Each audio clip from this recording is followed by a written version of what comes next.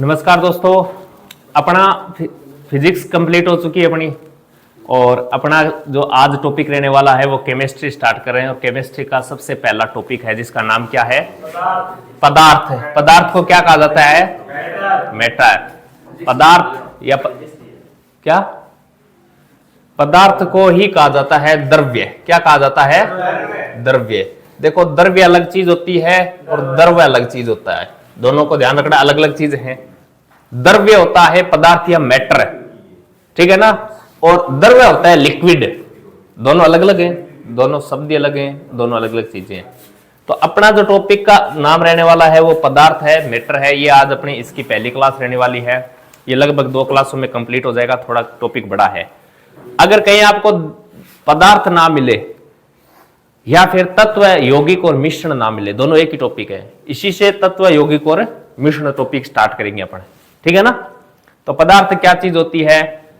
जो भी कुछ न कुछ स्थान घेरता है, जो भी पदार्थ स्थान घेरता है और उसका द्रव्यमान होता है, कुछ द्रव्यमान होता है, वो क्या होता है? पदार्थ होता है। चाहे कुछ भी हो, चाहे ये पेन हो, चाहे ये बोर्ड हो, स्टेज हो, टेबल हो, आप हो, कुछ भी हो, ठीक है ना। इस धरती पर कुछ भी हो जिसका कुछ न कुछ वो स्थान घेरता है, यानी उसका आयतन होता है और वो उसका कुछ न कुछ वजन होता है, वो सब क्या होते हैं? पदार्थ होते हैं।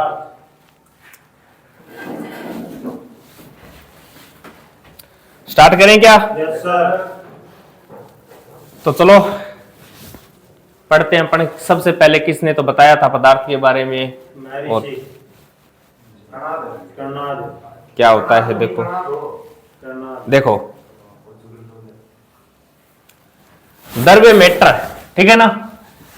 जो स्थान घेरता है, द्रव्य क्या होता है? जो स्थान घेरता है उसका द्रव्यमान हो, क्या कहलाता है? द्रव्य या पदार्थ कहलाता है। द्रव्य अलग चीज है, द्रव्य अलग चीज है, दोनों बता दिए मैंने।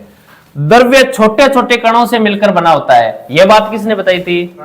हाँ, यानी यह द्रव्य होता है जो कहीं से टपकता तो है नहीं। जो भी वस्तु बनी है वो छोटे छोटे कणों से मिलकर ही बनी है। कुछ भी ले लो, चाहे छोटे छोटे कणों से मिलकर बनी है। यह बात किसने बताई थी? महर्षि कणाद ने बताई थी। छोटे छोटे कण मिलकर क्या बनाते हैं? परमाणु बनाते हैं। और ये परमाणु, छोटे छोटे कण मिलकर परमाणु का निर्माण करते हैं। और परमाणु नामकरण किसने दिया था? डेमोक्रिटस ने दिया था। परमाणु नामकरण, एटम्स के बारे में सबसे पहले जो नामकरण दिया था ना, वो किसने किया था? डेमोक्रिटस ने किया था।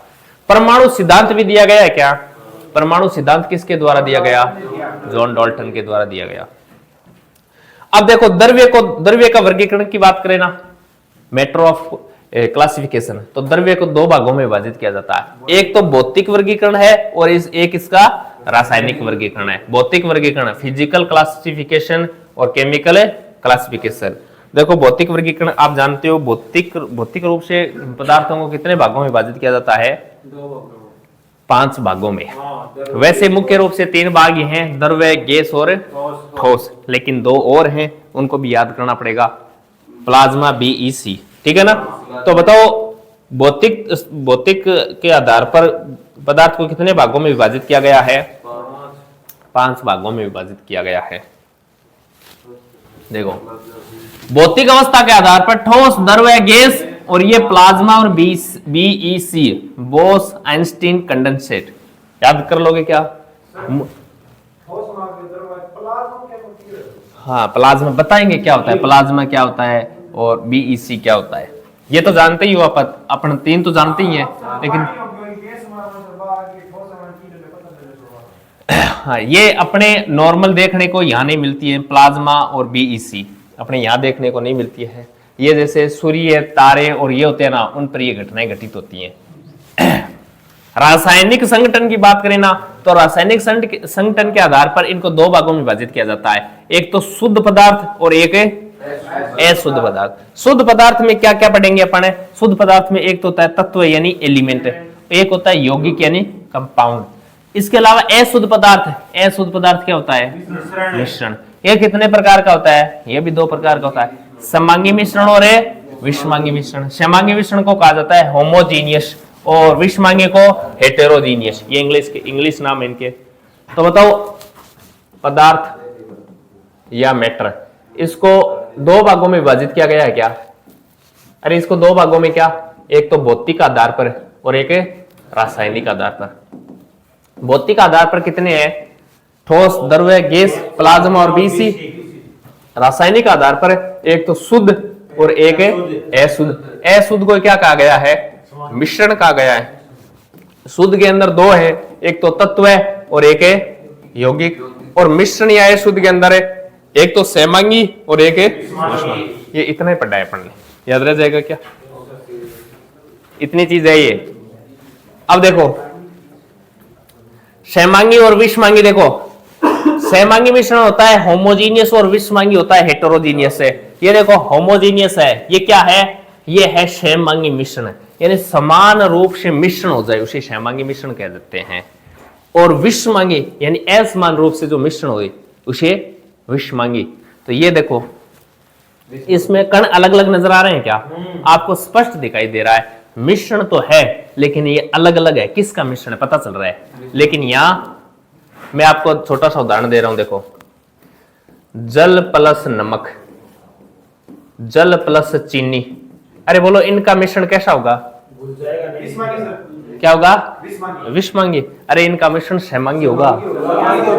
पता चला सकते हो क्या जल और चीनी का अलग अलग है, या ऐसा होता है क्या, ऊपर से एक चम्मच पानी पीते हैं तो चीनी आती है, नीचे से पानी पानी रह जाता है। अरे पानी के अंदर नमक डालते हो या चीनी डालते हो तो पूर्ण रूप से सहमांगी मिश्रण नहीं बनता है क्या, ऊपर से लेकर नीचे तक। अरे आप नींबू पानी बनाते हो, नींबू पानी बनाते हो, ये होता है क्या कि अपन रोड से पानी को गर्म करते हैं तो ऊपर से तो गर्म रहता है, नीचे से ठंडा रहता है। उसी प्रकार नींबू पानी बनाते हैं तो ऊपर तो नींबू पानी रहता है, ऊपर तो नींबू रहता है, नीचे पानी रहता है। इस प्रकार होता है क्या, हाँ ये सहमांगी मिश्रण, यानी पूरे जो मिश्रण है ना पूरा एक जैसा हो जाता है। यहां से लोगे तो भी नींबू पानी आएगा, यहां से लोगे तो भी नींबू पानी आएगा। विषमांगी मिश्रण क्या होता है, अरे जैसे जल प्लस तेल, अरे ये इस प्रकार बनाए हुए हैं, इसका चित्र ये है और इसका चित्र ये है। इंग्लिश का नाम देख लो इसके अंदर है। जल प्लस तेल कैसा मिश्रण है, विषमांगी। अपन अलग बता देंगे क्योंकि ये अलग दोनों मिक्स नहीं होंगे। तो सहमांगी और विषमांगी समझ में आए क्या।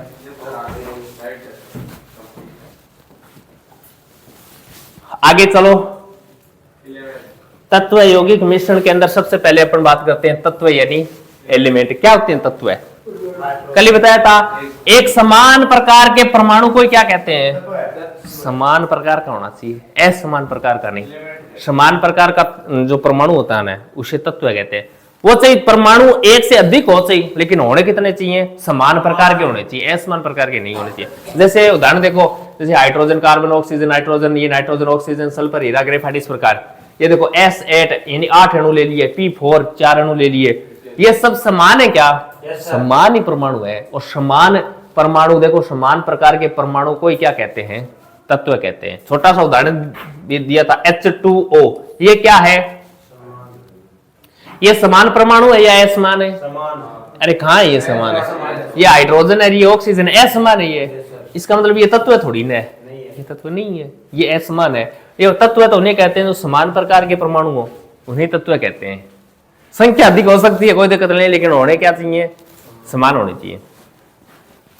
आवर्त सारणी में कुल कितने तत्व होते हैं, 118 तत्व होते हैं। 118 में कुछ तो प्राकृतिक है, कुछ बोलो प्राकृतिक कितने थे, 92 प्राकृतिक थे। तो जो बच गए वो कितने हैं, वो 26 बच गए क्या, 8 26 बच गए, 18 मानव निर्मित है। कुल 11 तत्व क्या है, टोटल आवर्त सारणी में 118 तत्व है ना, 118 तत्व में से 92 तो प्राकृतिक है और 26 क्या है, कृत्रिम यानी मानव द्वारा बनाए गए हैं। और इसमें से 118 में से 11 क्या है, देखो 118 में देखो सबसे पहले 11 बन रहा है क्या, ये गैस है। 11 तत्व कितनी है, गैस है। कौन सी है, हाइड्रोजन है, नाइट्रोजन, ऑक्सीजन है, फ्लोरीन, क्लोरीन, एक्रिय गैस, कुछ एक्रिय गैस होते हैं, देखो हीलियम,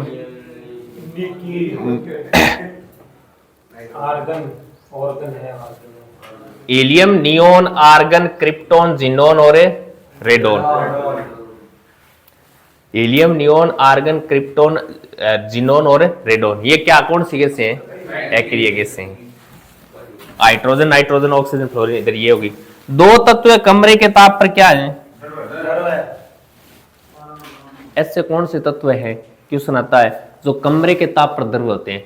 कमरे का ताप है जो नॉर्मल अपन अब बैठे ना, इस कमरे का तापमान क्या होता है? 25 डिग्री सेंटीग्रेड होता है। तो ऐसे तत्व जो कमरे के ताप पर द्रव्य होते हैं, बोलो कौन से तत्व हैं?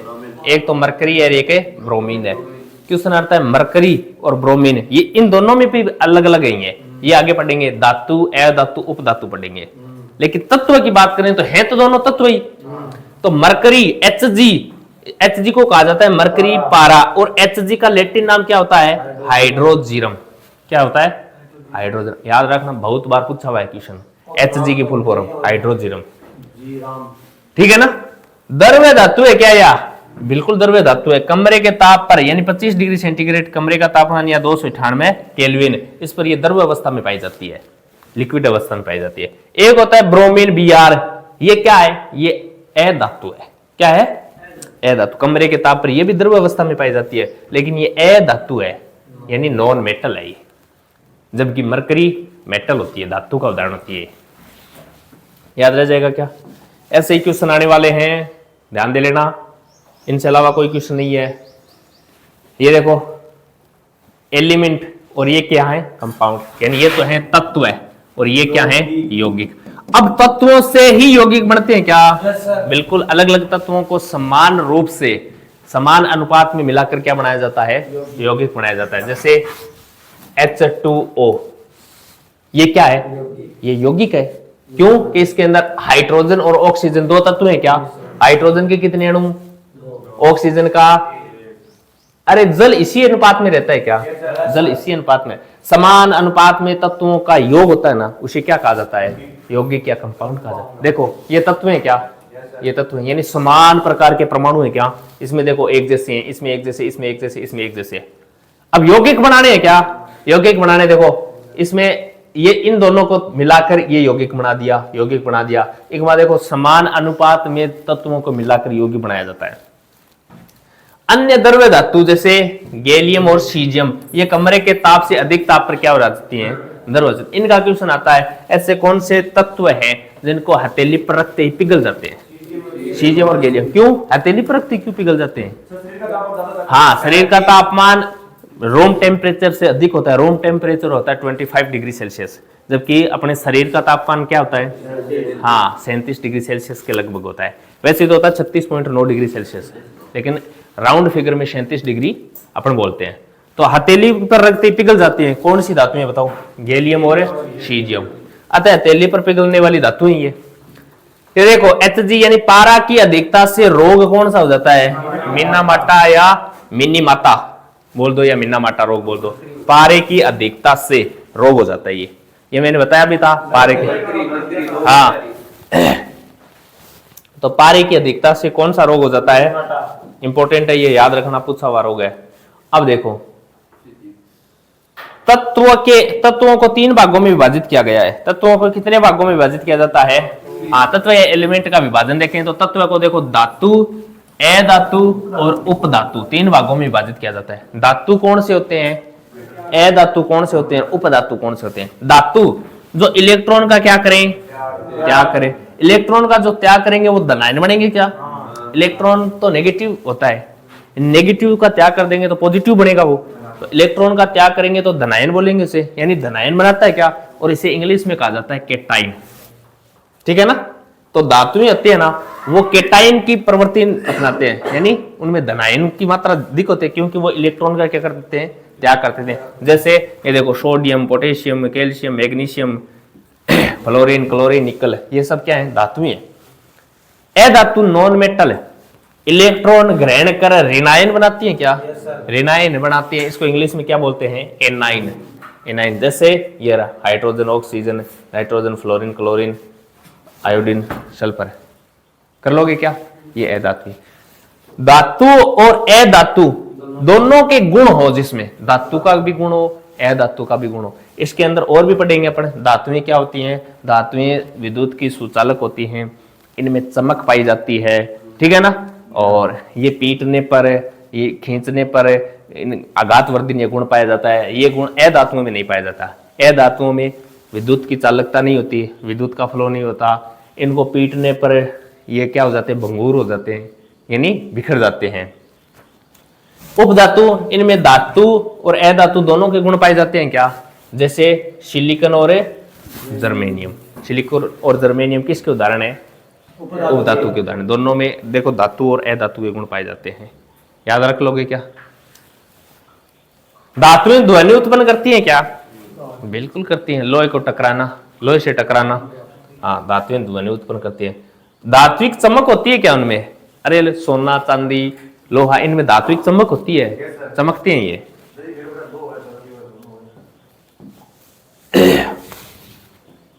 धातु बनाम तुलना, देखो धातु और अधातु इन दोनों में क्या अंतर है। धातु सामान्यतः ठोस अवस्था में पाए जाते हैं क्या, इसके अपवाद क्या है, मरकरी गैलियम सीजियम, ये क्या द्रव्य अवस्था में पाए जाते हैं क्या, जबकि अधातुएं ठोस द्रव्य और गैस तीनों अवस्था में पाए जाते हैं। ये देखो ठोस अवस्था में हीरा पाया जाता है, आयोडीन पाया जाता है, ये ठोस अवस्था में पाया जाता है, जबकि द्रव अवस्था में ब्रोमीन और गैसीय अवस्था में ये गैसें पाई जाती हैं। धातुएं सामान्यतः क्या होती हैं, कठोर यानी हार्ड होती हैं, और ये कठोर भी होती हैं, मुलायम भी होती हैं, तीनों अवस्था में पाई जाती हैं। इनका अपवाद देखो सोडियम, सोडियम को चाकू से काटा जा सकता है क्या। अब देखो धातु बोल रहा है, धातु सामान्यतः, सामान्यतः का अर्थ क्या हो गया, लगभग किस अवस्था में पाई जाती है, कठोर, लेकिन कुछ ऐसी हैं जो कठोर भी नहीं है, जैसे सोडियम और पोटेशियम, इनको चाकू से क्या किया जा सकता है, काटा जा सकता है। हाँ ऑक्सीजन मिलनी चाहिए उसको। धातुएं धारा की चालक होती हैं क्या, यानी सुचालक हैं, जबकि अधातुएं धारा की अचालक या कुचालक होती है। और क्या इसका अपवाद है, हाँ अधातु में इसका अपवाद है ग्रेफाइट। ग्रेफाइट क्या होता है, विद्युत का चालक होती है। धातुएं आघात वर्धनीय व तन्य होती है क्या, आघात वर्धनीय या तन्य। आघात वर्धनीय क्या होता है, पीट कर चद्दर बनाना, आघात यानी पीट पीट कर चोट मार कर उसको चद्दर के अंदर कन्वर्ट करना। तन्य का यह मतलब होता है खींच कर तार बनाना, ये धातुएं के अंदर होता है। पीटने पर चद्दर में बदलना और खींचने पर तार में बदलना, ये सर्वाधिक गुण किसमें पाया जाता है, वेरी इंपॉर्टेंट है, याद रखना। सर्वाधिक गुण सोने में पाया जाता है, और ये इसमें नहीं पाए जाते, ये गुण इसमें नहीं पाए जाते। इसको पीटेंगे तोड़ेंगे तो ये भंगूर बिखर जाएंगे। जैसे ये पेन है, अधातु है क्या, yes, इसको खींचेंगे तो ये टूट जाएगा, पीटेंगे तो टूट जाएगा ये। इसका मतलब ये गुण किस में पाया जाता है, खींचने पर। देखो पीटने पर और खींचने पर सर्वाधिक गुण सोने में पाया जाता है। कहते हैं 1 ग्राम सोने से 2 किलोमीटर लंबा क्या बनाया जा सकता है, तार बनाया जा सकता है। हाँ तो तारबंदी वगैरह, खेत की तारबंदी किससे करनी चाहिए, खेत की तारबंदी किसकी, सोने के तार की करनी चाहिए। हाँ बिल्कुल सस्ती पड़ती है, क्योंकि 1 ग्राम से 2 किलोमीटर लंबी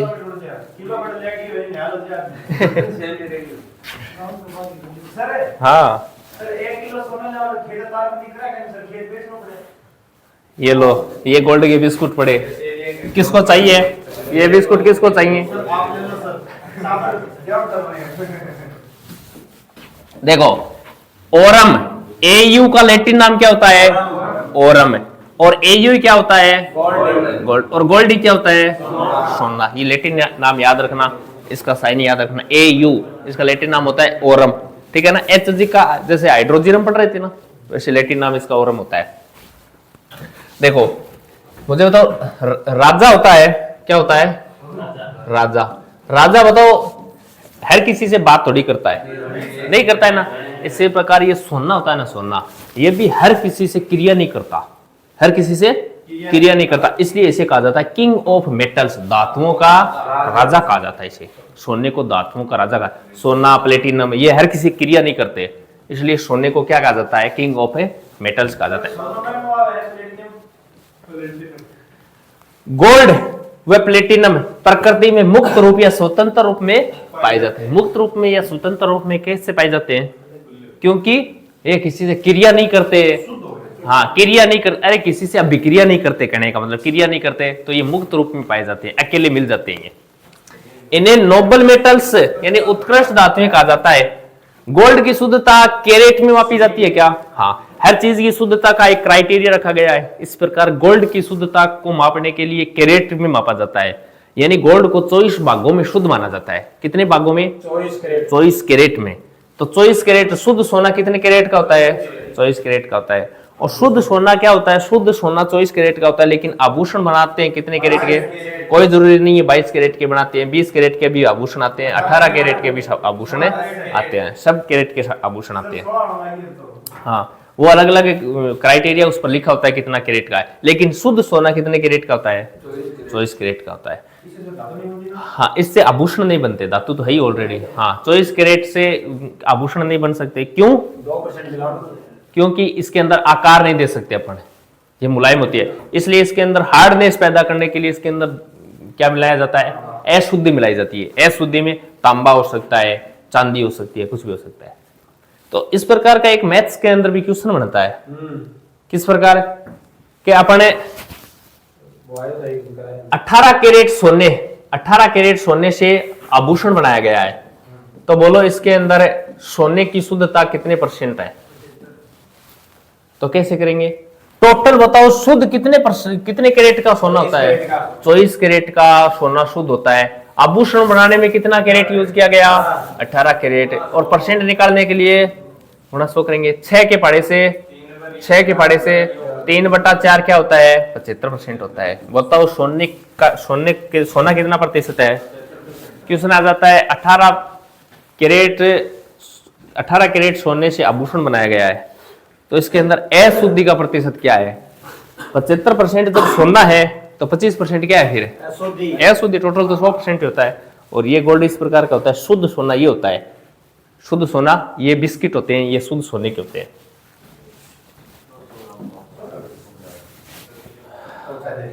तो अपना जो टॉपिक चल रहा था केमिस्ट्री के अंदर, मैटर यानी पदार्थ, द्रव्य, इसके अंदर अपन ने जो पोर्शन पढ़ लिया था उसके आगे आज अपन चर्चा करते हैं।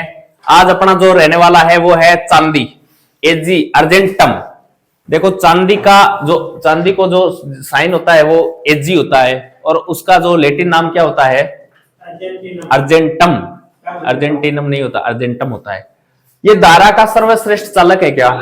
ये धारा का सर्वश्रेष्ठ चालक है। तो चालकता का क्रम इस प्रकार होता है: चांदी, कॉपर, एयू यानी सोना, और एआर यानी एल्यूमिनियम। तो सर्वाधिक चालकता किसमें पाई जाती है? चांदी में पाई जाती है। चांदी से कम है कॉपर। कॉपर को कहा जाता है तांबा। तांबा कॉपर एक ही चीज है। सोना और एल्यूमिनियम।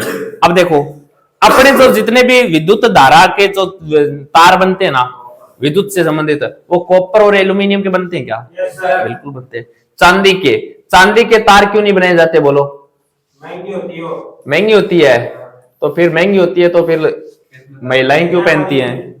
अरे महंगा तो सोना ही होता है, लेकिन कुछ काम नहीं आ रहा है, सिर्फ गले में डालने के लिए पहन रहे हैं, है ना? इससे अच्छा 20 लाख के कुछ अपन बिजनेस करते तो कुछ काम आता, पैसा कमाते। लेकिन 20 लाख का जो महिलाएं वो गले में लिए फिरती हैं, एक थार जितने रुपए का। तो अरे अपने यही है। बोलो ये क्या फिर क्यों? अरे चांदी के तार क्यों नहीं लगाते? चांदी से तो महंगा सोना है। तो ये थोड़ी हम सोना पहनना छोड़ देंगे, सोना महंगा हो गया तो। बोलो।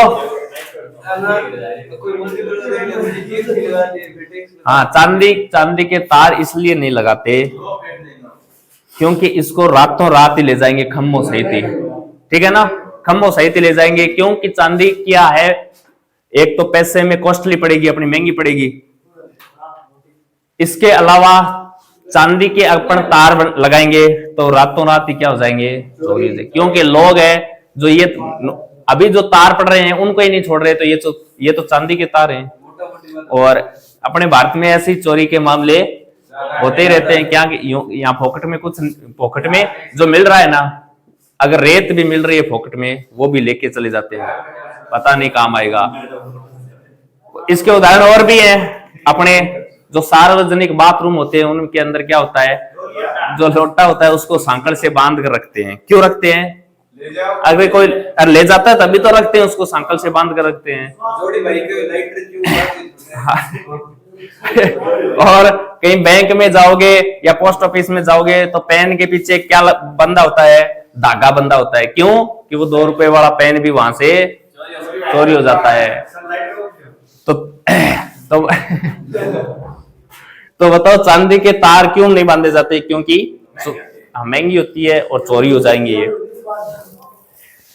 एक होता है देखो AgCl, silver chloride, AgCl silver chloride, इसका नाम होता है हॉर्न सिल्वर। एग्जाम में पूछा जाता है हॉर्न सिल्वर कौन क्या होता है? सिल्वर क्लोराइड को कहा जाता है। वैसे कुछ नहीं है लेकिन एग्जाम में पूछा हुआ क्वेश्चन है। एक होता है AgBr यानी सिल्वर ब्रोमाइड, ये फोटोग्राफी में यूज किया जाता है सिल्वर ब्रोमाइड AgBr। एक होता है AgI silver iodide, AgI silver iodide, ये होती है कृत्रिम वर्षा करवाने में काम आता है। कृत्रिम वर्षा करवाई जाती है ना तो ये इसका छिड़काव किया जाता है, सिल्वर आयोडाइड का छिड़काव किया जाता है, इससे विक्रिया होके बारिश हो जाती है। तो कृत्रिम वर्षा में किसका उपयोग किया जाता है? सिल्वर आयोडाइड, AgI है ये, याद रखना। एक होता है AgNO3 सिल्वर नाइट्रेट, इसे कहा जाता है लूनार कास्टिक। क्या कहा जाता है? लूनार कास्टिक, वेरी इंपॉर्टेंट है, याद रख लेना इसको। AgNO3 सिल्वर नाइट्रेट या लूनार कास्टिक बोला जाता है। इसका काम क्या होता है? ये होती है एमिट स्याही होती है, एमिट स्याही। चुनाव में जाते हैं तो अपने जो स्याही लगाते हैं ना, वो स्याही किसकी बनी होती है? ये सिल्वर नाइट्रेट की बनी होती है, वोटिंग इंक कहा जाता है इसको। ये तुरंत प्रभाव से अगर हटा लेते हैं तो हट जाती है, वरना ये फिर हटती नहीं है।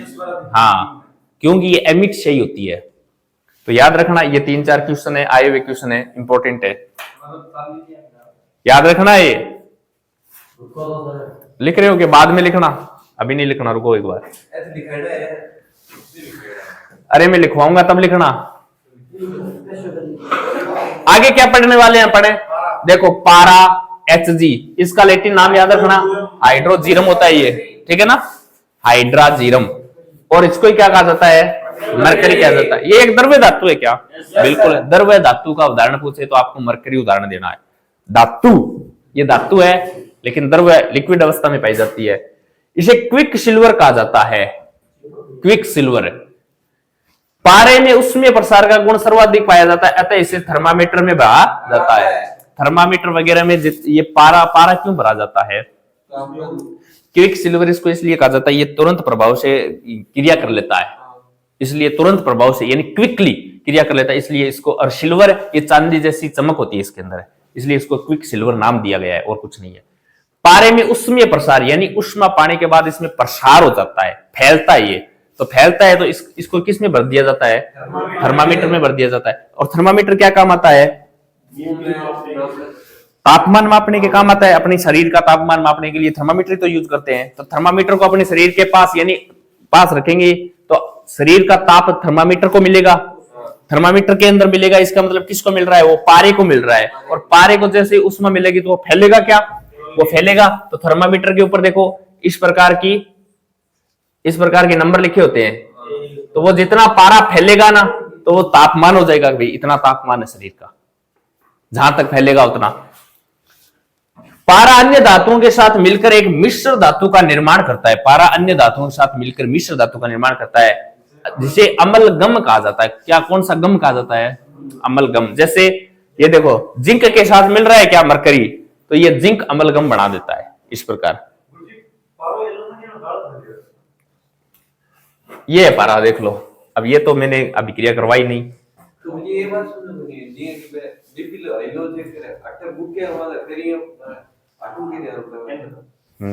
तो यहाँ रक्त नहीं बह रहा है क्या?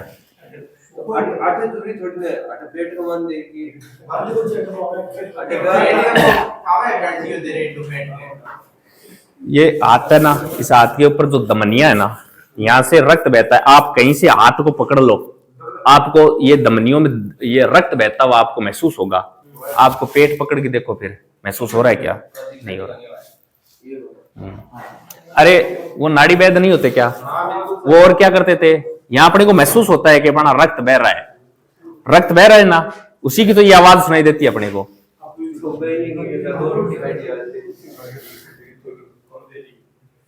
अब देखो इसके उपयोग किसके? मरकरी के उपयोग कहां कहां किए जाते हैं? मरकरी यानी पारा, पारा के उपयोग थर्मामीटर में, बिल्कुल थर्मामीटर में भरा जाता है। थर्मामीटर क्या काम आता है?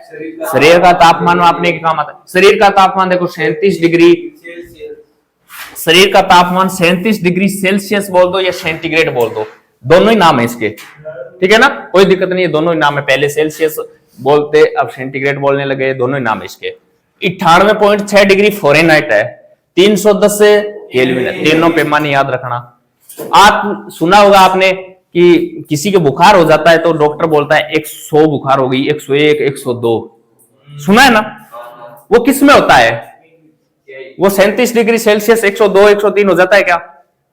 अरे नहीं होता, उतना होता है तो अपने टपक जाता। वो मापता है डॉक्टर इसमें फ़ारेनहाइट में मापता है। तो शरीर का तापमान 98.6 डिग्री होता है नॉर्मली, लेकिन बुखार होती है तो इससे ऊपर चला जाता है, शरीर गर्म हो जाता है, तो शरीर वो ताप होता है वो 102, 103, तो डॉक्टर बोलता है बुखार है, इसका तापमान कितना हो रहा है? 102, 3 हो रही है, यानी इतनी बुखार हो रही है। तो ये फ़ारेनहाइट में मापा जाता है, डॉक्टर फ़ारेनहाइट में मापते हैं, ये डिग्री सेल्सियस में नहीं मापते। एक होता है स्पिग्नोमेनोमीटर, इससे बीपी मापा जाता है क्या? बीपी, ब्लड प्रेशर मापा जाता है। जो डॉक्टर आता है या भूखिए कि क्या एक पट्टा सा लपेटता है फिर एक हवा भरता है, तो वो क्या होता है? स्पिग्नोमेनोमीटर वही होता है। इसके अंदर भी किसका उपयोग किया जाता है? पारे का उपयोग। पारा जितना बढ़ता है उसके हिसाब से अपन बीपी काउंट करते हैं। तो बीपी यानी ब्लड प्रेशर मापक होता है स्पिग्नोमेनोमीटर। ब्लड प्रेशर का जो पैमाना है वो कितना होता है? 120/80 mm/Hg, ये होता है, ये 120 और 80 होता है। एक होता है मैनोमीटर, में भी पारे का उपयोग किया जाता है क्या? बिल्कुल किया जाता है, ये गैसों का दाब मापता है, ठीक है ना, ये अलग अलग ये मीटर है ये। एक होता है बैरोमीटर, वायु का दाब मापता है। इन सब में किसका उपयोग किया जाता है? पारे का उपयोग किया जाता है। इंपॉर्टेंट है, याद रखना, और ये तो विशेष तौर से याद रखना, शरीर के जो तापमान है अलग अलग पैमाने पर है। इसके अलावा अपन बात करते हैं, देखो एक होता है श्वेत सोना, किसे कहा जाता है? प्लेटिनम को कहा जाता है। अरे श्वेत सोना किसे कहा जाता है? प्लेटिनम को। अरे सुन लो, प्लेटिनम को कहा जाता है। लेकिन यही क्वेश्चन जब एग्रीकल्चर यानी धान से संबंधित पूछे ना, तो श्वेत सोना किसको कहा जाता है? कपास को कहा जाता है। वैसे अपन धातु पढ़ रहे हैं, धातुओं में श्वेत सोना क्या है? प्लेटिनम है। एक होता है काला सोना, किसे कहा जाता है? कोयला और पेट्रोलियम को काला सोना कहा जाता है, यानी पेट्रोल को तरल सोना कहा जाता है, कोयला होता है ये ठोस सोना। अफीम, अगर एग्रीकल्चर में पूछे ना काला सोना क्या है, यानी अपने जो अफीम को क्या कहा जाता है? काला सोना कहा जाता है। एक होता है नीला सोना, किसे कहा जाता है? पानी को नीला सोना कहा जाता है। नीली क्रांति मछली से संबंधित है। नीला ग्रह, ये कुछ एक जैसे से शब्द हैं, याद रखना, इनका क्वेश्चन आता है बार बार। मूर्खों का सोना किसे कहा जाता है? आयरन पायराइट को मूर्खों का सोना कहा जाता है, यानी ये सोने जैसा लगता है लेकिन सोना होता नहीं है, इसलिए इसे मूर्खों का सोना कहा जाता है। अपन ये जो खोटे पहनते हैं ना जितने भी, ये यही होता है मूर्खों का सोना। Iron pyrite Fe2। भविष्य की धातु क्या है? टाइटेनियम, ये भविष्य की धातु है।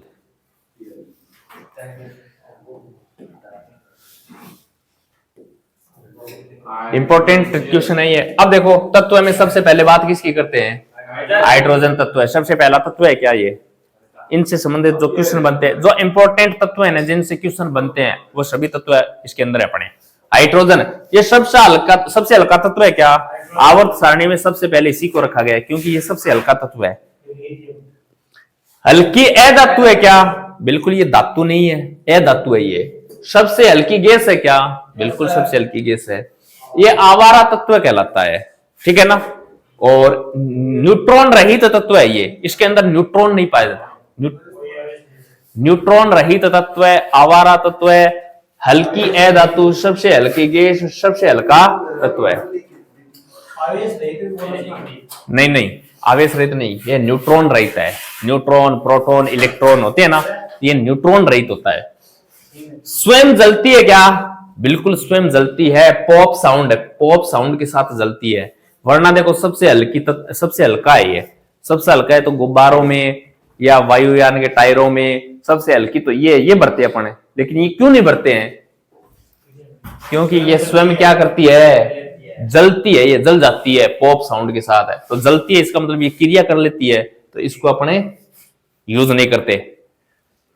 ब्रह्मांड में सर्वाधिक है क्या? बिल्कुल है, ब्रह्मांड में सर्वाधिक हाइड्रोजन ही पाया जाता है। सूर्य व तारों पर नाभिकीय संलयन किसके कारण होता है? हाइड्रोजन के कारण ही होता है। सूर्य और तारों पर नाभिकीय संलयन होता है ना, उसी की वजह से वो चमकते हैं। नाभिकीय संलयन होता है हाइड्रोजन की वजह से। दो हाइड्रोजन मिलकर किसका निर्माण करते हैं? हीलियम का निर्माण करते हैं। इस प्रकार इसके अंदर नाभिकीय संलयन होता है और सूर्य और तारों पर यही होता है, इसी की वजह से ये चमकते हैं। हाइड्रोजन बम ये संलयन पर आधारित होता है क्या? हाइड्रोजन बम, अरे ये बहुत खतरनाक विस्फोटक होता है हाइड्रोजन बम। सूर्य का ताप कितना खतरनाक है? अधिक है। क्यों? कि वहां क्या हो रहा है? वहां नाभिकीय संलयन हो रहा है, हाइड्रोजन की वजह से हो रहा है। तो आपने उत्तरी कोरिया किम जोंग का नाम सुना होगा। हाँ, तो उससे दुनिया क्यों डरती है? अरे अमेरिका भी डरता है। वो क्या बोलता है? मेरे पास क्या है? हाइड्रोजन बम है। ये खतरनाक होता है सबसे। हाइड्रोजन को भविष्य का ईंधन कहा जाता है क्या? भविष्य का ईंधन कहा जाता है। क्यों? क्योंकि ये ब्रह्मांड में क्या है? सर्वाधिक है। भविष्य में कोयला खत्म हो जाएगा, भविष्य में पेट्रोल डीजल खत्म हो जाएगा, भविष्य में ये एलपीजी सीएनजी खत्म हो जाएंगी, तो फिर क्या यूज करेंगे अपन? संसाधनों को चलाने के लिए बोल रहे हैं कि भविष्य में हम ऐसे संसाधन बना लेंगे जो हाइड्रोजन से चलेंगे, तो इसको भविष्य का क्या कहा जाता है? ईंधन कहा जाता है। उष्मामान इसका क्या होता है? सर्वाधिक होता है। तभी तो हाइड्रोजन बम खतरनाक होता है, उसमें मान इसका सर्वाधिक होता है, ताप इसका सर्वाधिक होता है। हाइड्रोजन के बाद कौन सा आता है? हीलियम। हीलियम सबसे हल्की उत्कृष्ट या अक्रिय गैस है। सबसे हल्की उत्कृष्ट या अक्रिय गैस, यानी इनर्ट गैस भी कहते हैं इसको। कौन सी गैस है? इनर्ट गैस कहा जाता है इसको। इसे वायुयान के टायरों और गुब्बारों में भरा जाता है क्या? बिल्कुल भरा जाता है। ये सबसे हल्की उत्कृष्ट गैस है, यानी अक्रिय गैस है। वायुयान के टायरों और गुब्बारों में हीलियम भरा जाता है। हाइड्रोजन क्यों नहीं भरा जाता? मैंने बता दिया, वो क्रिया करके जलती है, जलने लग जाती है इसलिए। नाइट्रोजन को भी टायरों में भरा जाता है क्या? यह भी ध्यान रखना, वायुयान के टायरों में और गुब्बारों में हीलियम भी सही होगा और नाइट्रोजन भी सही होगा। दोनों एक साथ कभी नहीं है। दोनों एक साथ आएंगे तो ऑप्शन तीसरा आएगा, ऑप्शन ए और बी दोनों। ठीक है ना, याद रखना। कृत्रिम श्वसन, अरे आप हॉस्पिटल में जाते हो तो आपको ऑक्सीजन दी जाती है क्या? कृत्रिम श्वसन दिया जाता है क्या? तो उस सिलेंडर में क्या होता है? उस सिलेंडर में ऑक्सीजन और हीलियम का क्या होता है? मिश्रण होता है। वो गोताखोर होती है ना, अरे पानी के अंदर है वस्तुएं ढूंढ कर लेके आते हैं या कोई व्यक्ति को ढूंढ कर लेके आते हैं, गोताखोर जो पानी के अंदर है गोता लगाते हैं। तो गोताखोर जो अपनी पीठ के ऊपर सिलेंडर लेके जाते हैं ना श्वास लेने के लिए, तो गोताखोर जो होते हैं वो किसका, कौन सी गैस का यूज करते हैं? मिश्रण का, ऑक्सीजन और हीलियम के मिश्रण का यूज करते हैं। याद रखना, ये क्वेश्चन आए हुए हैं। कृत्रिम श्वसन और समुद्री गोताखोर जो अपनी सिलेंडर में गैस भरते हैं ना, वो किसका मिश्रण होता है? ऑक्सीजन और हीलियम का मिश्रण होता है वो। आगे बात करते हैं अपन लिथियम की बात करते हैं। ये क्या होती है? सबसे हल्की धातु होती है, लेकिन ये वर्तमान में बहुत इंपॉर्टेंट है। ये लिथियम धातु वर्तमान में इसकी बहुत आवश्यकता पड़ रही है। इसका उपयोग किस में होता है? मोबाइल बैटरी में। मोबाइल बैटरी हुई या जितने भी इलेक्ट्रिक गाड़ियां आ रही है ना, उनमें बैटरी यूज हो रही है क्या? हाँ, तो ये बैटरियां बन किसकी रही हैं? इस लिथियम की बन रही हैं। बस इसी की मारामारी है। तो ये चाइना के पास बहुत सारे भंडार है लिथियम के, तो वहां चाइना इलेक्ट्रिक में आगे है। इलेक्ट्रिक वस्तुओं में चाइना आगे है, क्यों? वहां लिथियम के भंडार है। अपन को लिथियम मंगाना पड़ता है बाहर से, अपने यहाँ भंडार नहीं है लिथियम के, हैं तो खोजे नहीं गए हैं, तो अपने को लिथियम बाहर से मंगाना पड़ रहा है। तो अपनी ये सामान हो जाती हैं वो महंगे हो जाते हैं, इलेक्ट्रिक गाड़ी वगैरह। आप देखते होंगे चाइना की बैटरी, मोबाइल, ये कितने सस्ते आ रहे हैं। क्योंकि वहां भरपूर मात्रा में क्या है? लिथियम है।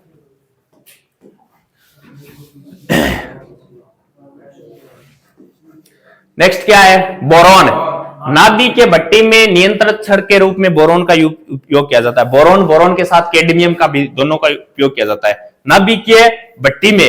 अरे नाभिक के भट्टी होती है ना, जहां परमाणु नाभिक के भट्टी के द्वारा अपन ऊर्जा का उत्पादन किया जाता है, वहां उनको नियंत्रण करने के लिए कौन से धातु का उपयोग किया जाता है? तो बोरॉन के साथ साथ कैडमियम का उपयोग किया जाता है। इसके आगे बात करते हैं कार्बन की। कार्बन क्या होता है? कार्बन में श्रृंखलन का गुण पाया जाता है सर्वाधिक। श्रृंखलन का मतलब है ये श्रृंखला बना लेता है। कार्बन के आपने देखा होगा C6H12O6 है। इस प्रकार कार्बन क्या श्रृंखलन का गुण पाया जाता है। ये ग्लूकोज का सूत्र है। इसी प्रकार कार्बन के बड़े बड़े सूत्र देखेंगे आपने, क्योंकि कार्बन के अंदर कौन सा गुण पाया जाता है? श्रृंखलन का गुण पाया जाता है। कार्बन का इलेक्ट्रॉनिक विन्यास क्या होता है? 1s2 2s2 2p2। जो बाह्यतम कोष में 4 इलेक्ट्रॉन होते हैं क्या इसके? बिल्कुल 4। अतः इस कार्बन की संयोजकता कितनी होती है? 4 होती है, यानी बंधों की संख्या। कार्बन आपने देखा होगा इस प्रकार ही होता है, 4 इसकी संयोजकता होती है। कार्बन चतुस्संयोजी तत्व है क्या? बिल्कुल। ऐसा किसने बताया था? केकुले ने बताया था। कार्बन की जो ज्यामिति है वो कैसी होती है? चतुष्फलकीय होती है। और इससे संबंधित कार्बन के वो कोण और डिग्री, उसके मान भी कभी कभी पूछे जाते हैं। ये लो, कार्बन के अंदर बंद कोण कितना होता है? 109 डिग्री 28 मिनट का होता है। 109 डिग्री 28 मिनट है कार्बन का बंद कोण होता है। कार्बन अधातु है क्या? बिल्कुल कार्बन अधातु है। कार्बन इलेक्ट्रॉन का साझा कर कौन सा बंध बनाता है? सहसंयोजक का बंध बनाता है। अतः कार्बन की प्रकृति कैसी है? सहसंयोजक प्रकृति होती है कार्बन की। ये कार्बन से संबंधित है, याद रख लेना। कार्बन देखो, कार्बन के 2 ऑक्साइड पाए जाते हैं, एक तो कार्बन डाइऑक्साइड, एक होता है कार्बन मोनोऑक्साइड। CO2 और CO दोनों वेरी इंपॉर्टेंट, दोनों से प्रश्न बनते हैं। कार्बन के 2 ऑक्साइड है, कार्बन डाइऑक्साइड और कार्बन मोनोऑक्साइड। हाँ, दोनों के क्या यूज होते हैं देखो। CO2 का उपयोग सोडा वाटर में होता है क्या? सोडा वाटर, जितने भी ये सोडा वाटर आते हैं ना, अरे आप पीते हो ये ठंडा, है ना, उसमें किसका यूज किया जाता है? कार्बन डाइऑक्साइड का यूज किया जाता है। ये अग्निशामक यंत्रों में भी यूज किया जाता है क्या? बिल्कुल। आग बुझाने में किसका उपयोग किया जाता है? CO2। ये सिलेंडर टंगा हुआ ना, इसके अंदर किसका यूज है? कार्बन डाइऑक्साइड का यूज है। ये शुष्क बर्फ होती है ना, ठोस CO2 ही होती है, शुष्क बर्फ है, ठोस CO2 का ही रूप होता है। प्रकाश संश्लेषण के दौरान पौधे CO2 लेते हैं और ऑक्सीजन निकालते हैं। प्रकाश संश्लेषण की क्रिया होती है ना, तब पौधे CO2 को तो लेते हैं और क्या छोड़ते हैं? ऑक्सीजन को छोड़ते हैं। कार्बन मोनोऑक्साइड देखो, वाहनों के प्रदूषण से निकलती है ये कार्बन मोनोऑक्साइड, वाहनों के प्रदूषण से निकलती है। कौन सी गैस है? कार्बन मोनोऑक्साइड है। इसका मतलब प्रदूषण से निकलती है, इसका मतलब जहरीली है क्या? ये जहरीली है, बिल्कुल है। कार्बन की विषैली गैस है क्या? कार्बन मोनोऑक्साइड है, विषैली गैस होती है ये। हीमोग्लोबिन की सर्वाधिक बंधुता कार्बन मोनोऑक्साइड के साथ होती है। ये देखो, हीमोग्लोबिन कहां पाया जाता है? अपने रक्त में पाया जाता है हीमोग्लोबिन। और हीमोग्लोबिन सर्वाधिक यानी जो बंधुता बढ़ाने की क्षमता रखता है ना, वो किसके साथ रखता है? Carbon monoxide. ये एक विषैली गैस है, इसके साथ यानी इसके साथ ऐसा समझ लो जल्दी भाईलाचारी करता है ये हीमोग्लोबिन। तो इसके साथ जल्दी सर्वाधिक बंधुता का निर्माण। अतः बंद कमरे में कोयला या अंगीठी जलाकर नहीं सोना चाहिए। ये आपने क्वेश्चन पढ़ा होगा। हाँ, सर्दियों में लोग क्या करते हैं, यहाँ तो नहीं लेकिन पहाड़ी इलाके होते हैं ना, जहां ज्यादा बर्फ वगैरह ठंड पड़ती है, वहां लोग क्या सर्दियों में रूम के अंदर अंगीठी या कोयले जलाकर सोते हैं। तो वो जला के नहीं सोने चाहिए। क्यों? अब देखो, अगर बंद कमरे के अंदर अपन ने क्या कर लिया? कोयला जला लिया, यहाँ पर ये लो कोयला जला लिया, तो ये कोयला या अंगीठी जलने के लिए इसको ऑक्सीजन की आवश्यकता होती है क्या? बिना ऑक्सीजन के आग नहीं जलती, ये पता है आपको। तो ये आग जलेगी तो इस बंद कमरे की पूरी ऑक्सीजन ये यूज कर लेगा। अब कमरे के अंदर ऑक्सीजन यूज हो गई ना, कमरे के अंदर ऑक्सीजन नहीं है, लेकिन ये जल रही है, तो धुएं के साथ क्या निकलेगी? कार्बन मोनोऑक्साइड निकलेगी। और कार्बन मोनोऑक्साइड अपन सांस लेंगे तो अपने सांस के साथ अंदर जाएगी क्या? अंदर जाते ही हीमोग्लोबिन क्या करेगा? इसके साथ क्रिया करेगा। और ये एक विषैली गैस है क्या? विषैली गैस है, तो व्यक्ति बीमार या व्यक्ति की मृत्यु हो जाती है इससे। तो ये क्वेश्चन बनता है कि बंद कमरे में कोयला या अंगीठी जलाकर नहीं सोना चाहिए, क्योंकि बनने वाली कार्बन मोनोऑक्साइड हीमोग्लोबिन के साथ जुड़कर कार्बोक्सी हीमोग्लोबिन का निर्माण करती है। अतः ऑक्सीजन की कमी से व्यक्ति की क्या हो जाती है? मृत्यु हो जाती है। नहीं क्या?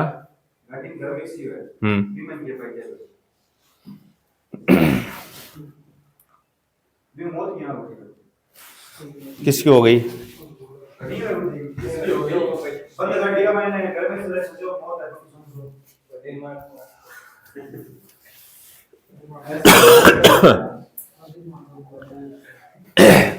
आगे क्या पढ़ेंगे, नाइट्रोजन N2। देखो वायुमंडल में सर्वाधिक मात्रा नाइट्रोजन की पाई जाती है क्या, कितनी, 78% नाइट्रोजन पाई जाती है। ऑक्सीजन कितनी पाई जाती है, 21% पाई जाती है। आर्गन 0.9% है और CO2 0.03% पाई। ये इतनों का ये परसेंट याद रखना, वायुमंडल में है ना सर्वाधिक क्या पाई जाती है, नाइट्रोजन। नाइट्रोजन के बाद है ऑक्सीजन, आर्गन और CO2, इन सब का परसेंटेज याद रखना। आजकल वाहनों के टायरों में क्या भरी जाती है, नाइट्रोजन भरी जाती है। वाहनों के टायरों में नाइट्रोजन भरी जाती है आजकल। चिप्स के पैकेट में क्या भरी जाती है, नाइट्रोजन भरी जाती है। द्रव्य नाइट्रोजन का ताप कितना होता है, -196 नहीं, -196 डिग्री सेंटीग्रेड। देखिए क्या आपने कभी नहीं देखी, आपने सबने देखी है। अब बताऊंगा मैं कहां देखी है। आपके गांव में जो पशुओं की डॉक्टर आते हैं ना, वो एक टंकी सी रखते हैं, हाँ, जिसके अंदर जो इंजेक्शन रखते हैं ना, वो टंकी होती है ना, उसके अंदर द्रव्य नाइट्रोजन ही होता है, -196 डिग्री सेंटीग्रेड। यानी इतना ताप होता है उस नाइट्रोजन का। इसके अंदर किसी वस्तु को रख दिया ना, अब जैसे वो टिक्के ना, वैसे उसके अंदर शिमनित होता है, शिमन वो खराब हो जाता है, ऐसा मान लो 2-4 घंटे में खराब हो जाता है वो। लेकिन अगर इसके अंदर रख दिया ना, तो वो 15 साल तक खराब नहीं होगा। ये द्रव्य नाइट्रोजन होती है।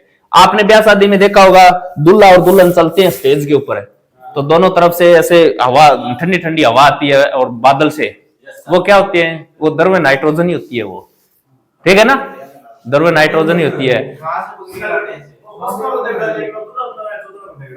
ये नहीं देखे ना, आपकी शादी हो जाएगी ना, आप नौकरी लग जाओगे तो आपको ये मिलेंगे चौंसले देखने को। अरे आपको, आप ही नहीं करोगे लेकिन आप आगे जाओगे ना, हाँ वहां मिलेंगे आपको। लेकिन ये अच्छे कर्म कांड करने से मिलते हैं।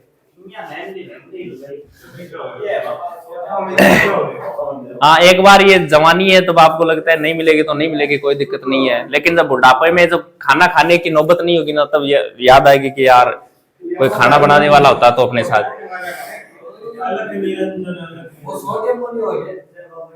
कौन सा सोडियम? अरे सोडियम तो आगे पकड़ लेता, मारोगे तो मैं।